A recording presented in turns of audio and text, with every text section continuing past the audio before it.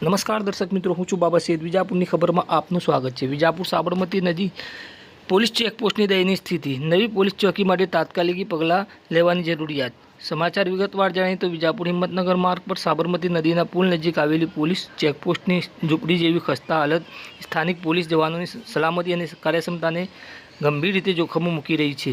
આ ચેકપોસ્ટની આસપાસ ફેલાયેલું ઘાસપૂસ અને જંગલ જેવું વાતાવરણ જીવજંતુઓનું ભય સતત ઊભું કરે છે, જેના કારણે જવાનોને ચોમાસું, શિયાળો કે ઉનાળો દરેક ઋતુમાં પ્રતિકૂળ પરિસ્થિતિમાં રાત દિવસ ફરજ બજાવવી પડે છે. રાત્રે વાહન ચેકિંગ દરમિયાન અપૂરતી લાઇટિંગને કારણે અંધકારમય વાતાવરણ ગુનેગાર તત્વોને બેફામ વાહન હંકારવાની તક આપે છે, જેનાથી અકસ્માતનું પણ જોખમ વધી રહ્યું છે. સાબરમતી નદીનું આ પુલ પર જર્જરિત હાલતમાં હોવાથી અધિક કલેક્ટર દ્વારા મોટા વાહનોની અવરજવર પર પ્રતિબંધ મૂકવામાં આવ્યો છે.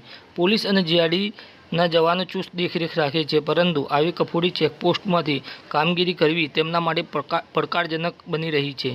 નોંધનીય છે કે પુલના બીજા છેડે દેરોલ ખાતેની સાબરકાંઠા પોલીસ ચોકી નવીન અને સુવિધાયુક્ત છે, જ્યારે વિજાપુરની ચેકપોસ્ટ હજુ પણ ઝૂંપડી જેવી હાલતમાં છે, જે જવાનોના મનોબળ પર અસર કરે છે. જિલ્લાના સરહદી માર્ગ પર આવેલી આ ચેકપોસ્ટ પર ફરજ બજાવતા જવાનોને આટલી મુશ્કેલીનો સામનો કરવો પડે છે, જે ઉપલા અધિકારીઓ માટે વેધક પ્રશ્નો ઊભા કરે છે. પ્રજાની સુરક્ષા માટે ખડેપગે રહેતા આ જવાનોની સલામતી અને મૂળભૂત સુવિધાઓની અવગણના ચિંતાજનક છે. આથી ઉપલા અધિકારીઓએ તાત્કાલિક પગલાં લઈ વિજાપુરની આ ચેકપોસ્ટનું નવીનીકરણ કરવું જોઈએ. નવી પોલીસ ચોકી, યોગ્ય લાઇટિંગ અને સલામત વાતાવરણ સુનિશ્ચિત કરવાથી જવાનોનું નિર્ભય અને કાર્યક્ષમ રીતે ફરજ બજાવી શકે છે. પ્રજાની સુરક્ષા સાથે જોડાયેલા આ વીરોની સુરક્ષા પર એટલી જ મહત્ત્વની બની રહે છે.